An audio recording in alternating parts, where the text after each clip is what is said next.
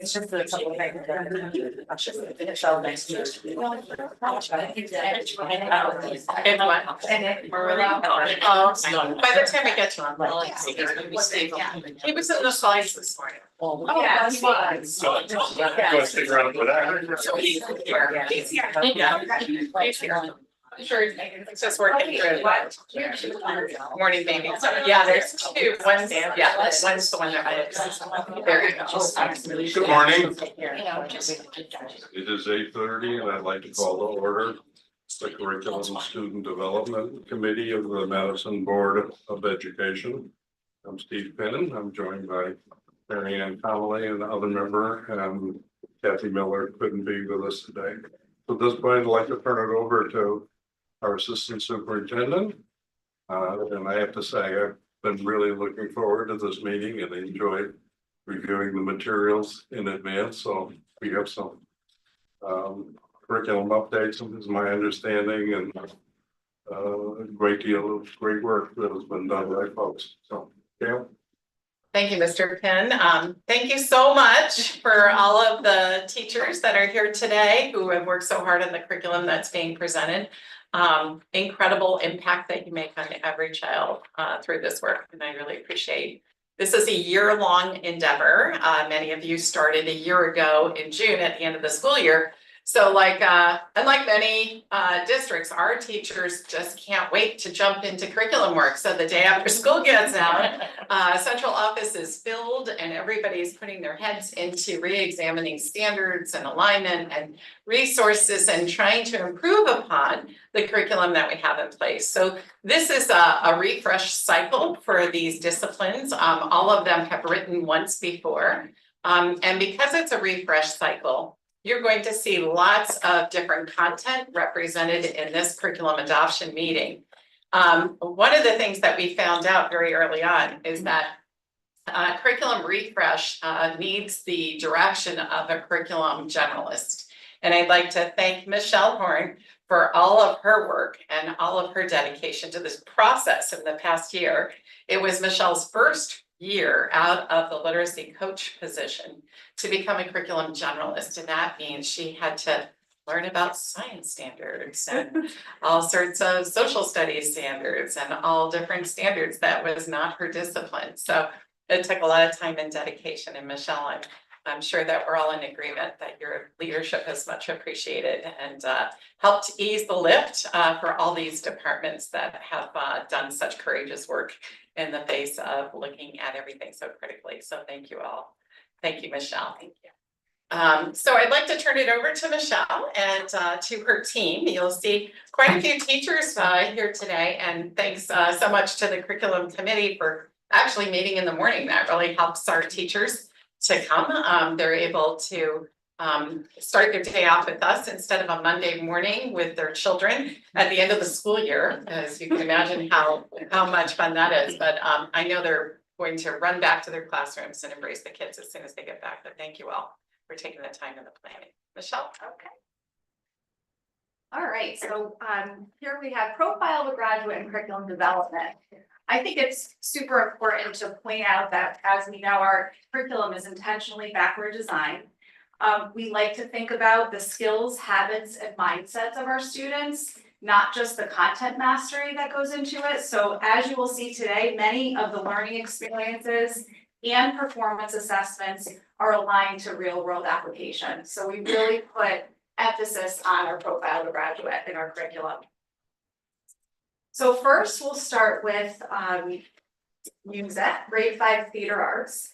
To respond to the shifts in the elementary model, we revised grade 5 theater and grades 4 and 5 Spanish. Our world language, specifically, I want to just speak to the vertical alignment. We spent some time, Leslie Lopez, the K-8 world language coordinator, and Jenna Guzzi, our high school world language coordinator, worked together to really make sure that we're allowing students to maintain the skills they need to progress in Spanish. So we had some revision in our world language. Next up is English, our stage production course. Selena De Silva and Amanda Abbott. Selena is our high school English coordinator. Before she left for maternity leave, she finished up this course revision. This is really a shift from what was previously studying and writing scripts to a more modernized version of students interested in theater and stagecraft. So we have that course. Here we have CTE. Dan Grenier and his team over at the high school were in a revision cycle this year. Most of the units had minor revisions to learning activities and performance assessments. This specific course called Entrepreneurship was one of the bigger revisions. It was revised from 4 units to 2 units with some minor revisions to PBAs. One of the very exciting things is Dave Tomaso created this new course called Investment Analysis. It's a new high school course that is part of the pathway called Insurance, Securities, and Investments. The exciting thing is students will be looking at stock performance and mutual funds and really getting into that piece of it. So this looks like an exciting opportunity for the students at the high school. And now our drum roll, because this is the exciting part, our science revision highlights. And really, before we dive into the highlights of science, I really want to take a moment to acknowledge the extraordinary work of the teachers sitting here today and many who are not able to sit here today, because this work started on my first day, which was very overwhelming, and back in June, so a year ago. And really, this is a true district-wide effort led by all the dedicated teachers and our coordinators. We have Diana Floyd here today, the K-8 coordinator, and Paul Medzik over there in the back, our 9-12 coordinator. This was a process of reflection, collaboration, design, and I think what you're about to see today are not just curriculum updates, but a process that strengthens student learning across grades, and we are very, very proud to celebrate this milestone together. So I'm going to invite Diana up, or you can stay your seat, but she's going to go over a little bit of our performance expectations and the deep dive we took back in, well, it didn't really start in June, but it did start in June. Yes. And the audit that we did for our science curriculum, which was incredible. So, Diana. Yeah, so our process started with looking at NGSS and looking at this document, and this is the basis for all science curriculum. It really identifies what students need to know, what students need to be able to do. So we went through this document with a fine-tooth comb, Michelle and I. And in K-5 alone, there are 44 performance expectations that needed to be met. If you look there on the bottom, in the gray area, science is a little more, like the standards in each discipline are all very different. Science in particular has 3 facets. You have the performance expectation or the practices, the core ideas, and the cross-cutting concepts. And in the bottom there, one of the things that Diana and I really had to help teachers with is looking at those and saying, what do we have to make sure our students need to be able to understand and do? So that was, if you could imagine, just in K-5, there's 44 of those cover sheets. So we had to really comb through and see what that is. And when teachers would come in, I would always start the day with having those printed off, depending on what unit we were working on, so that we would comb through and really understand what it is students need. Yeah, and this is actually Michelle and I would meet weekly, daily, so we would comb through those standards. We would identify, where our curriculum, where it was strong and what gaps that we were noticing. And we always then would compare our notes. We did it first individually, then we came together. And then what we would do is we would invite the groups of teachers in so they could as well see where what their units were focusing on and where the gaps were. Because we both really wanted to make sure that there was teacher buy-in to this process. So yeah, those were the very initial stages you see. We wrote all over the wall, the this, the that, and we were comparing. What is our current curriculum? What does Open SciEd say? That's one of the big state, yeah, I guess state accepted curriculum, yeah.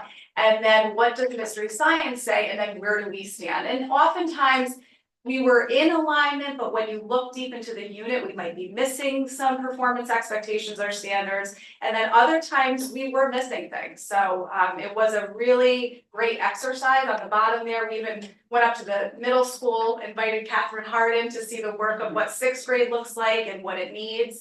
So this was a huge deep dive at the beginning.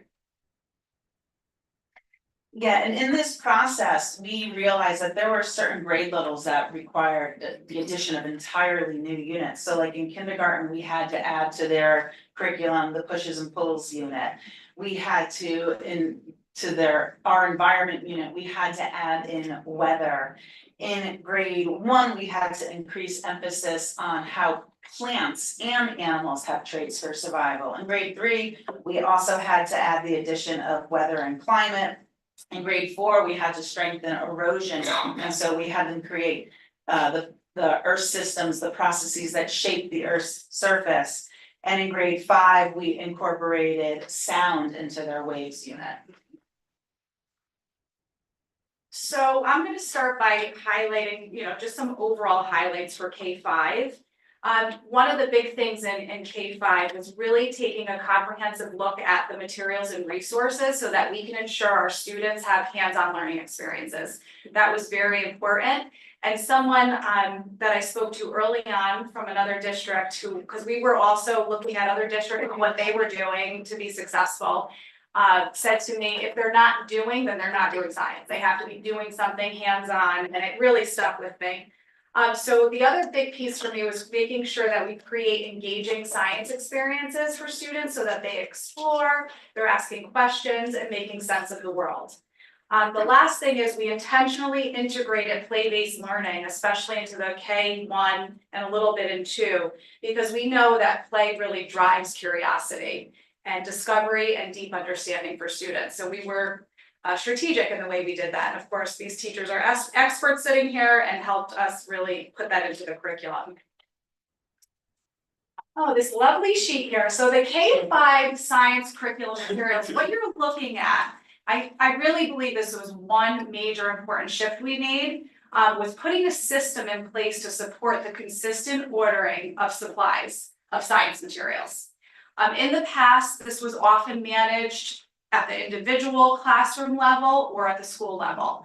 So I had this grand idea that didn't look quite like this because this is Sheila's work, not mine. But I put it together in kind of a weird Google format and she changed it into this beautiful document. But after we would write curriculum or write a unit, I would sit with the teachers and we would say, what is it now that we need for this unit? We put it all in here, so now there's a system in place for ordering science curriculum materials, and that really will help to make hands-on science learning available for all students in the district. Let's see, the next, and here you're seeing what's behind these walls. I'm sure Dr. Cook and Gail are sick of looking at it, but this is really an image of the district's deep commitment to the hands-on learning experiences for students. These are endless boxes. I feel embarrassed when I walk in and say, ooh, because after I hand off this materials list, this is what happens behind the doors. But each of these boxes represents a grade level's carefully selected materials designed to bring that learning to life. So, and then of course, the beautiful signs and things that you see on there are done by Ching and Sheila in the back. So all of that is sitting there waiting to be delivered to the schools to support that hands-on learning for K-5.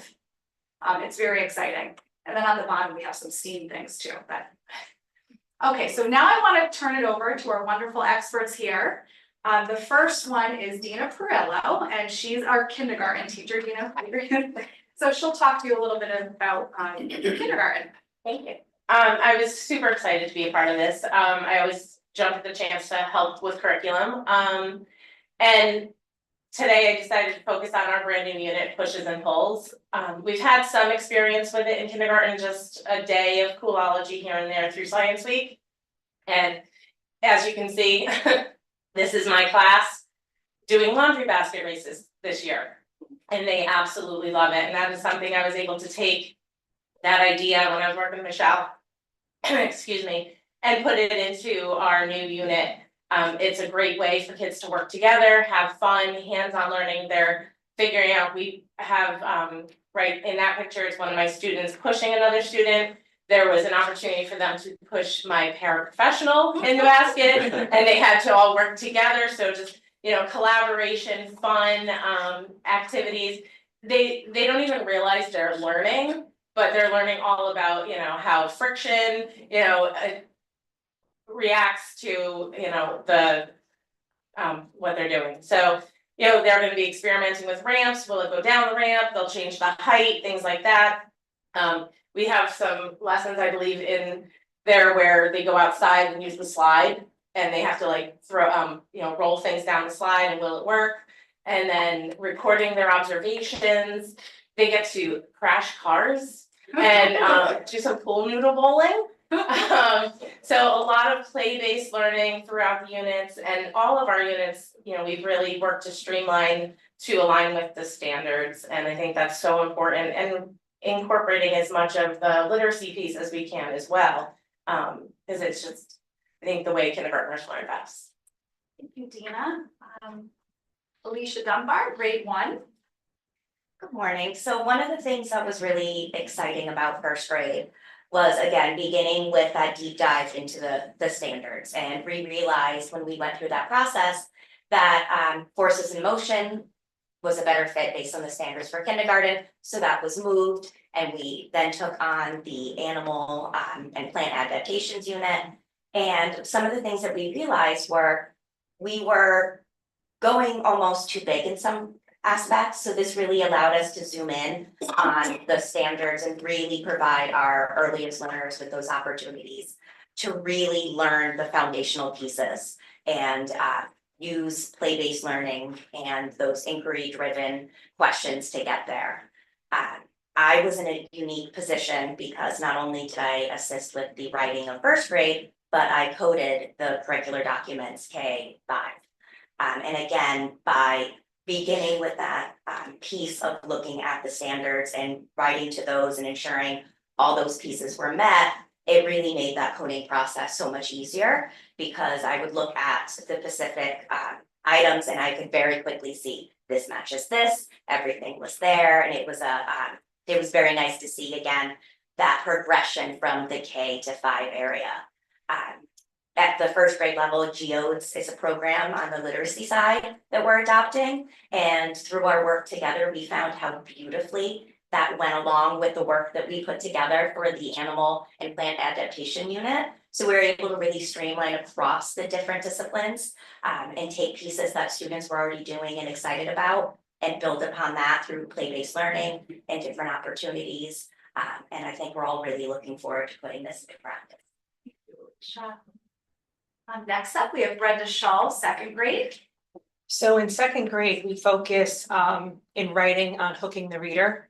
And then in reading this year, we had professional development on vocabulary. So I thought about those two things and how can we use them to introduce this Oh No, Who Spilled the Milk activity, which is a 3-day hands-on activity focusing on absorbency.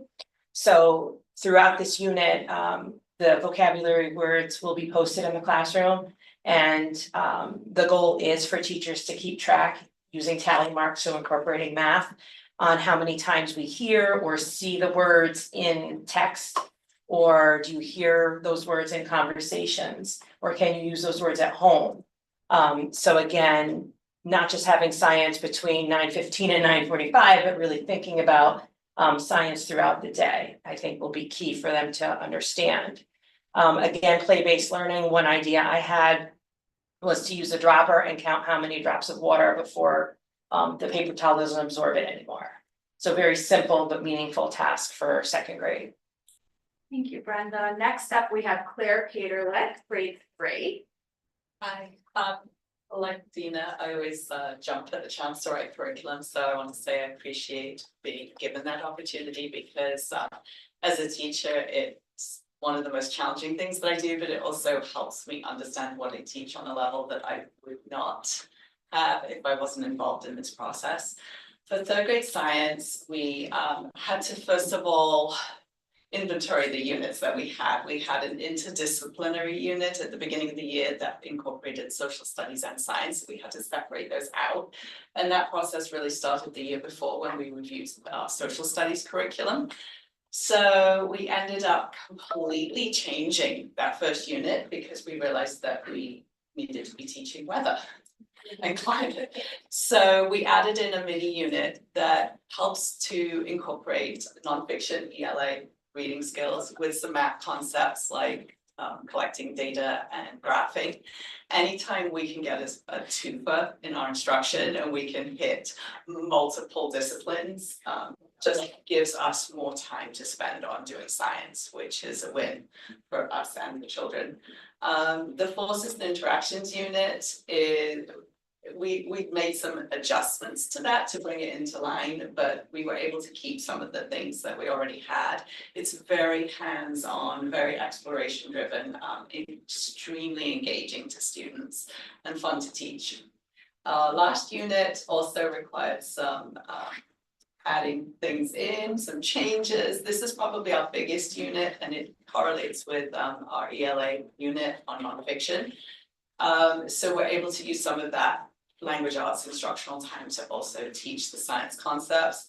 But that one I think was the hardest one for us because it incorporates multiple science standards and we were trying to figure out how we were going to hit all of those standards in the time that we had to do it. So I'm looking forward to putting all of this into place next year and teaching the new units. I think they're going to be a huge success. Next up, we have Nick Marullo for grade 5. So in 5th grade, one of the biggest things for us was really just trying to take what we thought, you know, had been working with our current units, but fill in those gaps that Diana and Michelle mentioned as they kind of went through and audited some of the curriculum. We realized within the properties of light that there was a whole really like band of material on sound waves that connect with light waves that we hadn't been teaching over the years. So, you know, as the science standards had shifted over time, it was great to kind of go through the curriculum and make sure that we were covering all the things that needed to be covered. In 5th grade, they, along with doing the, you know, the SBAC testing in the spring, there's also an NGSS science test for the first time for those elementary students. So to fill in the gaps with content was great, but also it allowed us to just kind of expand on the things we thought we did well within the units. And there's almost as you look through it, I put a couple specific ones, but there's connections to prior learning in the early elementary grades, which are great as over the years, you know, students will remember a similar activity or some of the content that they've covered in, you know, grades like K1, 2, even 3rd. So to have that connection to prior learning often just makes it more engaging. And also just kind of go through and continue to, you know, bolster like the hands-on, you know, student-centered activities, leading on to things like mystery science for that, and also just make sure we had the right resources and just the organization of all that was really important for, I think, the success moving forward throughout the years too. Okay, excuse me. Yeah. Can I ask a question on that? Because 5th grade is the first year for the NGSS. Yeah. Did you have to do anything in terms of reordering the lessons or the units so that they would get more of what's on the test earlier, like front loaded? So our the units are roughly in the similar order to how we've taught. We've definitely went to reorder a lot of the lessons though, and kind of like the correct pacing and like how much time we're spending on content specific things. But with the NGSS testing, what I've seen over the years is that it's really kind of all encompassing the concepts that they've learned through K5, not necessarily just you know, certain material. Like they're kind of put into almost you know, analyzing experiments and data and things. So it'll have connections to things, maybe not necessarily Earth and space and asking specific questions about the sun, moon, and stars, but can they really analyze a list of data that's maybe related to the erosion of a seawall or something like that. Those are some specific examples I remember from this year. So it's usually some sort of connection to everything that's been covered K5, if that makes sense. Yeah.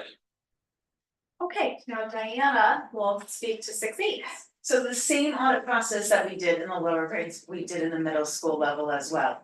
So we made some major changes in our middle school curriculum and the ordering to help deeper student understanding. So we moved genetics and evolution to 7th grade, so it would tie into the ecology unit. We moved forces of motion to 8th grade, so it would tie in better to the astronomy unit. And just like in the lower grades, there are those performance expectations. In grades 6 through 8, there are 59 performance expectations that students have to meet. And after going through this, I can confidently say we are meeting all 59 of them at the middle school level. I mean, we made sure of that. We checked every box that there was. Yes. And so, and in doing this, what we didn't just make sure performance expectations were being met, we thoroughly designed our lessons, we started looking at our anchoring phenomenon. We started looking at our PBAs, and what we did is we aligned each one of those performance expectations with the evidence statements for NGSS. And we wanted to make sure that those evidence statements were being met, because the evidence statements really clearly defines what they want students to do, what they want students to know. So those evidence statements really have to guide what it is that we're doing on a day-to-day basis.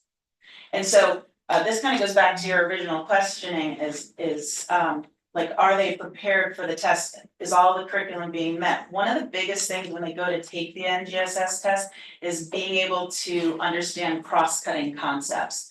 So this is NGSS, it's like checks and balances, where they want to make sure that students are always looking at science curriculum through a scientific lens, where they're able to see patterns, where they're able to see cause and effect, where they're understanding scale and proportionality and understanding systems and being able to create system models, the changes in energy, the changes in matter, how structure affects function, as well as, you know, what keeps a system stable and what causes that system to change.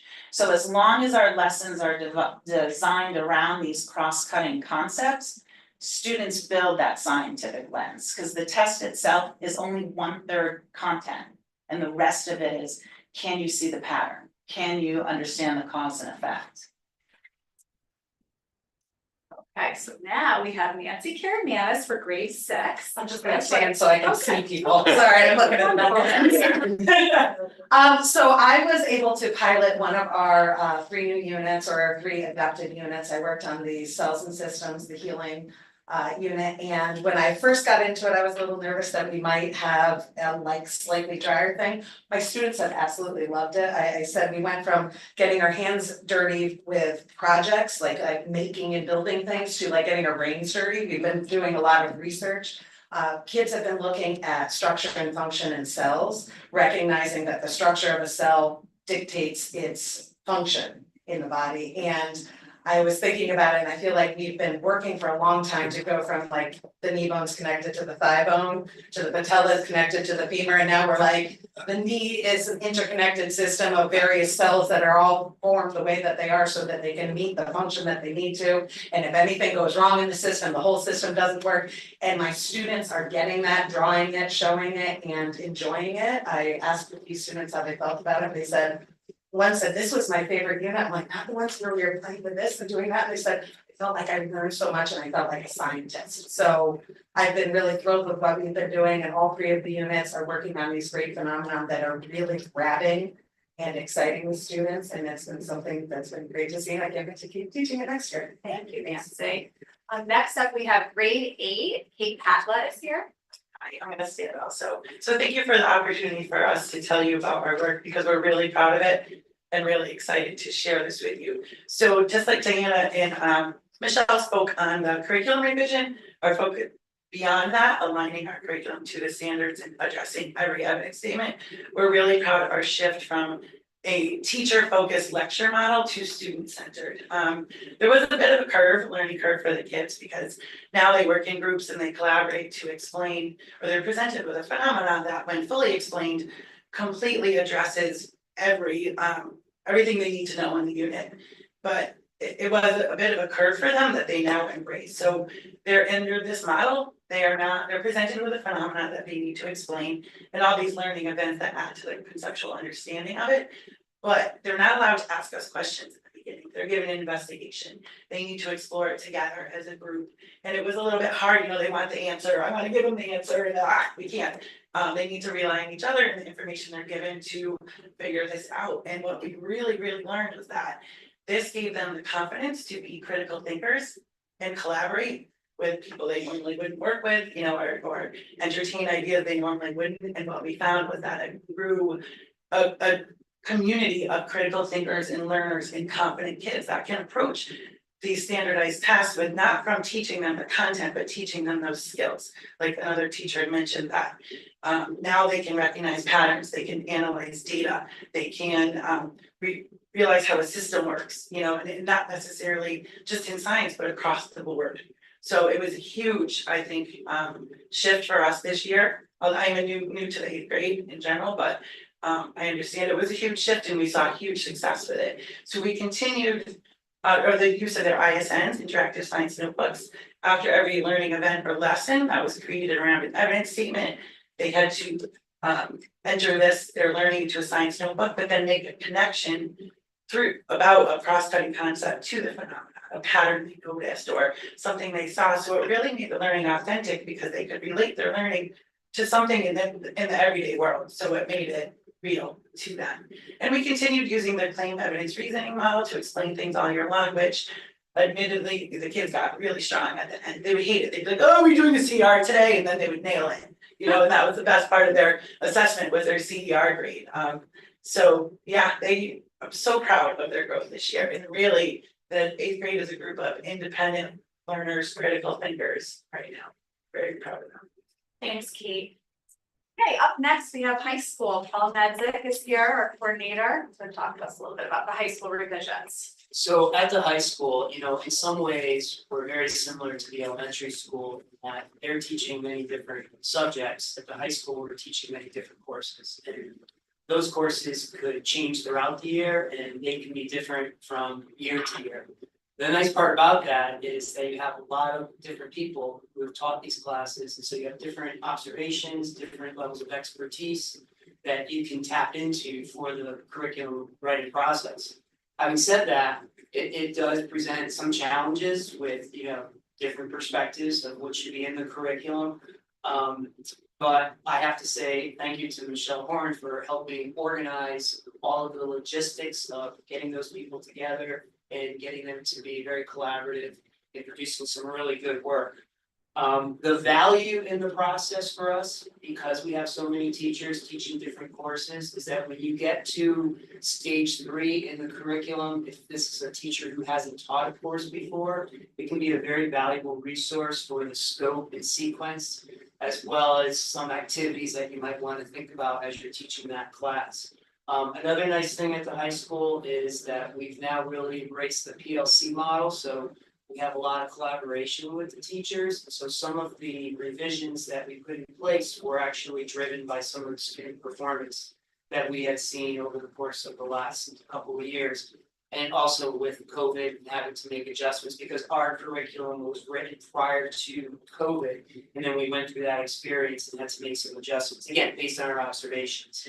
In terms of what we did, these are the life science classes that we made modifications to or adjustments. We did a lot of aligning to the next generation science standards where we thought we might have fell short. We adjusted the scope and sequence of several classes. We also improved or revised some of our performance-based assessments. And we also aligned our new capacities to each of the curricula as well as performance-based assessments.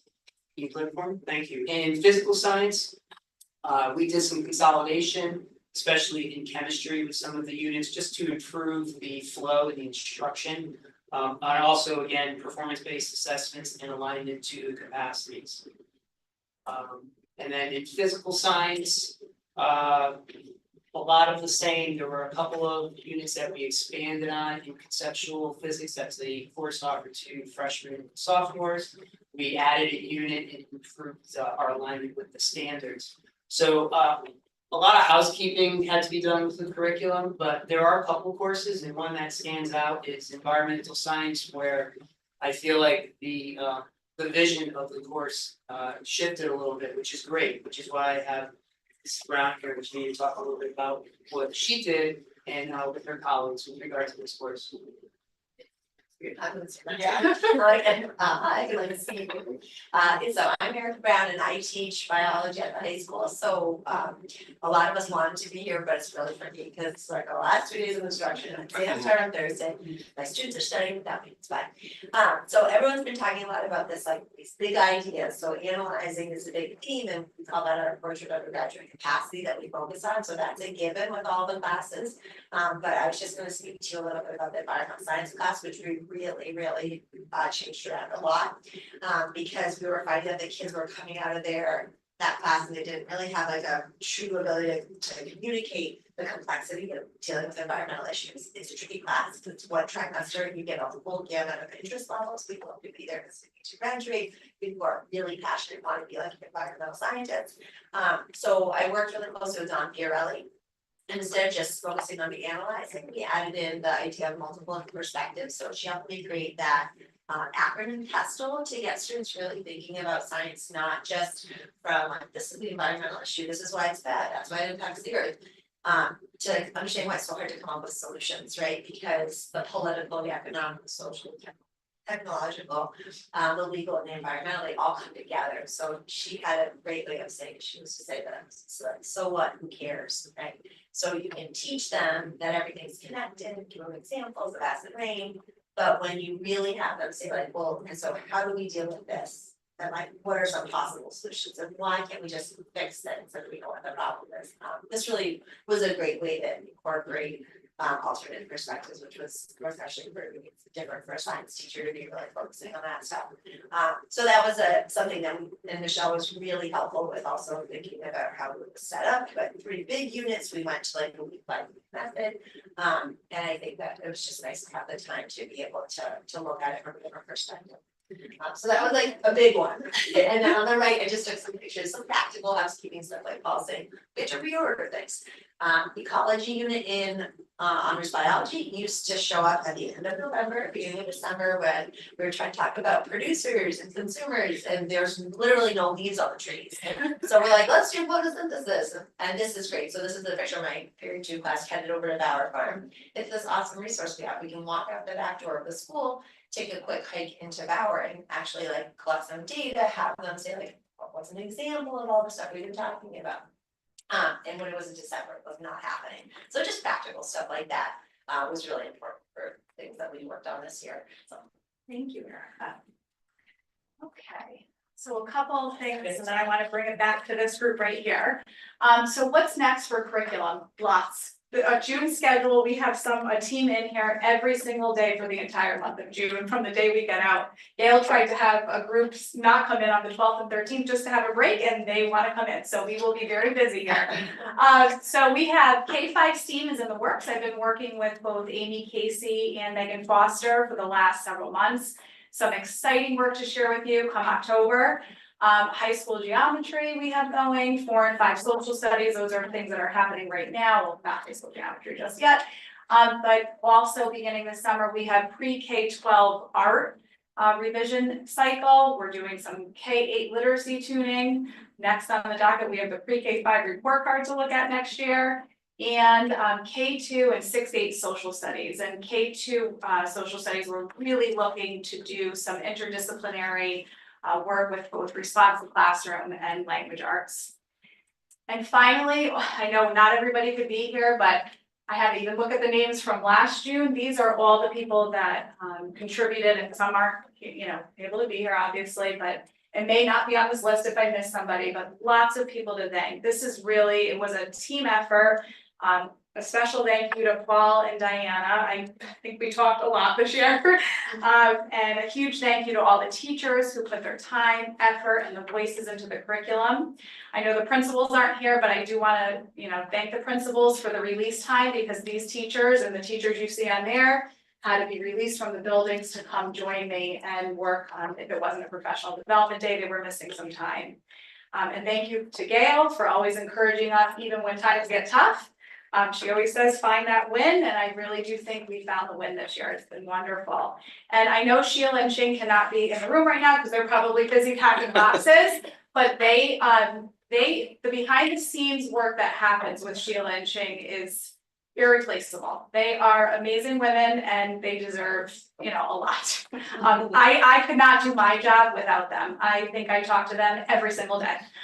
It's been a big lift, but I'm really excited and I hope that I get to go out into the buildings and actually see it in action next year because I really think what we're doing, kids are gonna be so excited about.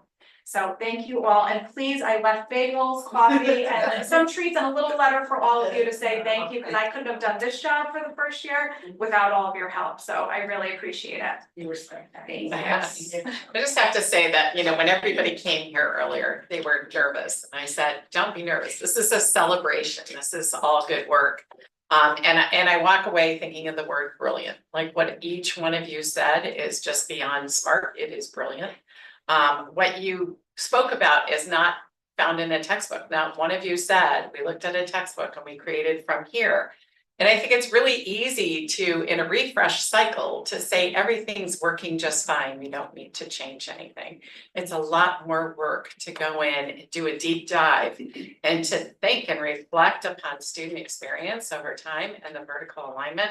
And to make those changes that standards speak to and also what student experience and engagement speaks to. So I know that's more work. It's a lot easier to say goodbye over the summer and during the school year and keep your heads in the classroom. But you know, all of you and representing all of them, thank you so much. And I hope you pass on our gratitude to your teams. And it matters. It definitely matters. It matters a lot. So I thank you for taking the time and the energy. And I thank Michelle for like not only taking care of the content, but our souls too, like our drink too, and encouraging us throughout the way. So thank you. I'm going to turn it over to Stephen. Any comments, questions from members of the committee? I think it's wonderful. I do. I think we're so lucky to have all you guys do this for our district, for our kids. I really do. Dr. Cushman? Yeah, I just want to take a little bit of a gamble here because I think we're probably burying the lead a little bit.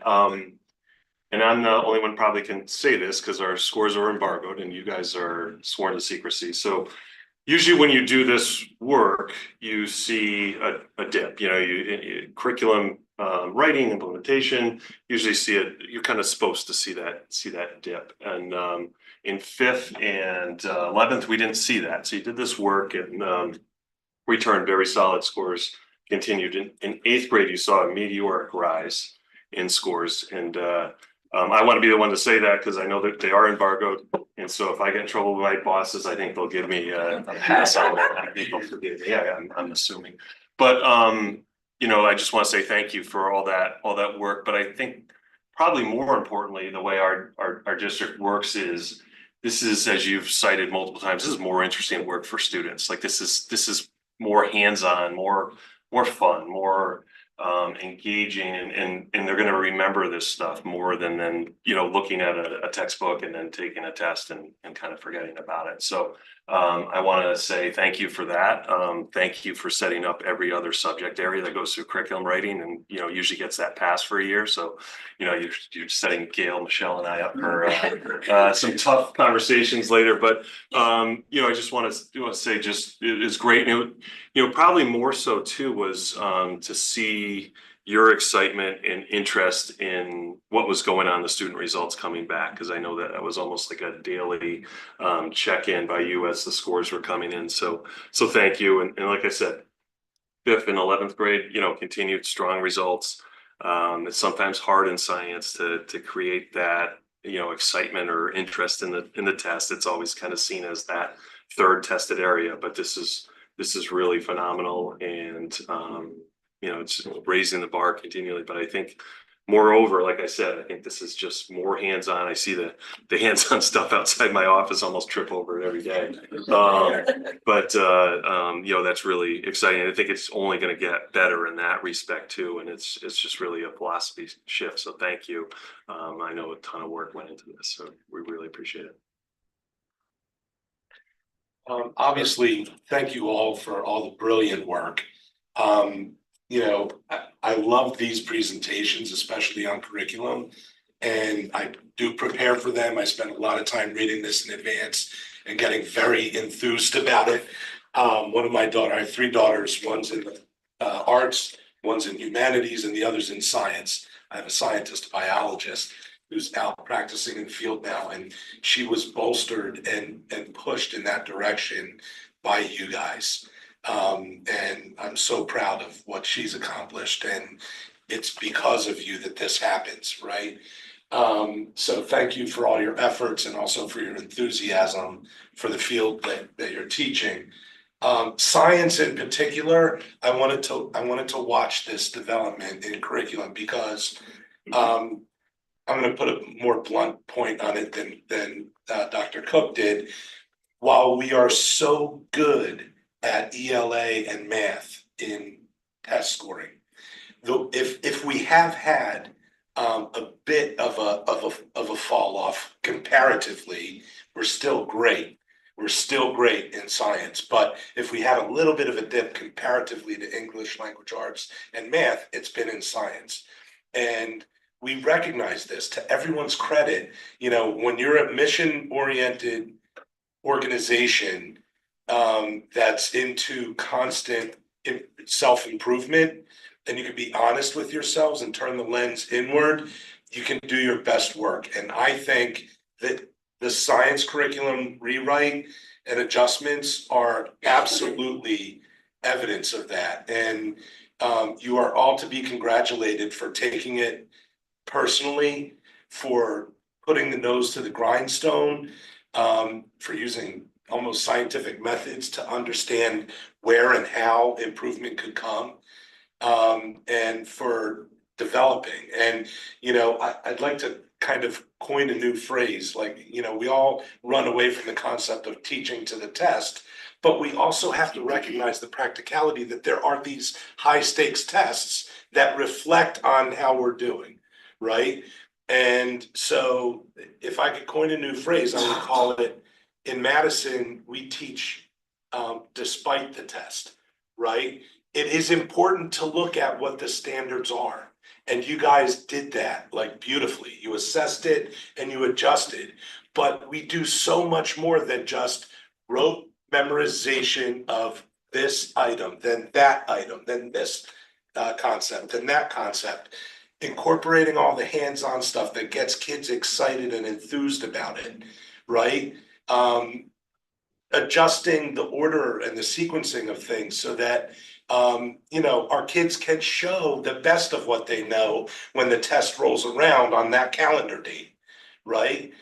They have more knowledge than they would have otherwise to share. And, you know, this work is so amazing, and it is not surprising to me one iota that we are experiencing a rapid increase in test results, despite the fact that we are teaching these kids to be enthusiastic and lifelong learners in science. And that's just amazing work, and you guys are all to be credited for that. Thank you so much. Good job.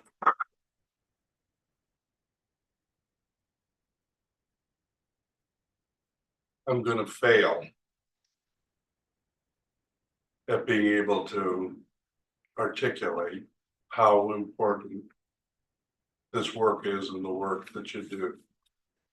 Okay, and how deeply I understand it.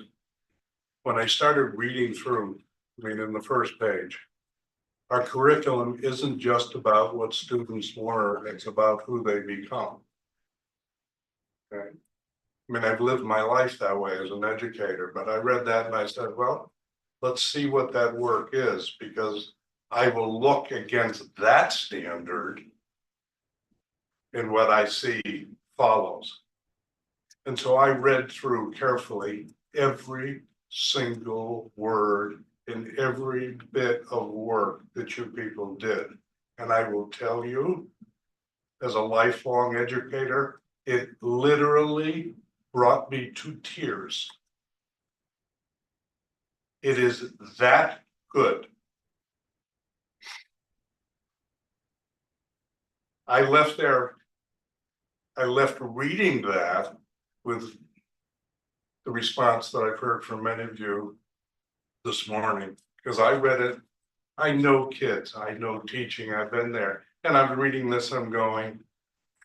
These are the kids are gonna love this. This is so exciting. I'm so happy to see them, you know, and then I won't take up all our time articulating each one of those things that impacted me, but let me tell you, I went into it. That's only half the story. The other half of the story is what we once again see demonstrated here this morning. And we need to hang on to this video because it is a perfect example of the power of teacher investment in curriculum development and the excitement and energy that that generates. Everybody in this room is going, I can't wait to teach this, one. And two, I can't wait to watch the students respond to this. That's what you get when you lead with teacher development and ownership of curriculum. And I will tell you from a lifelong career, that is the only way. I get to observe as an executive coach other school systems all over the state. The short version is the difference between seeing teachers teaching what they believe in and are invested in and developed against someone advancing the curriculum is night and day. And not just in looking at the teachers, it's night and day when you shift and you look at the students.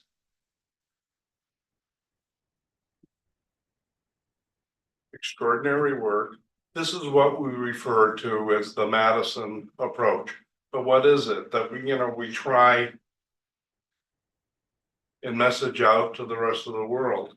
You want to see extraordinary gains, you want to see extraordinary learning, invest in teacher leadership, in teacher curriculum development, because when they're excited, kids are excited. I could go on and I will not, but please appreciate and take and bring back to your colleagues. We on the board have a deep understanding of this work and value it tremendously. And, you know, you should all feel very, very good. I know this is hard work, but I love the fact we can't wait till when school gets out to get into and doing more of it. It's beautiful. Congratulations. I salute you. I truly do.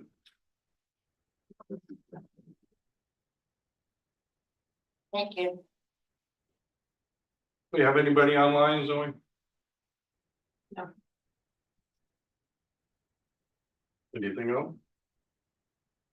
Barring any other comments, we will adjourn at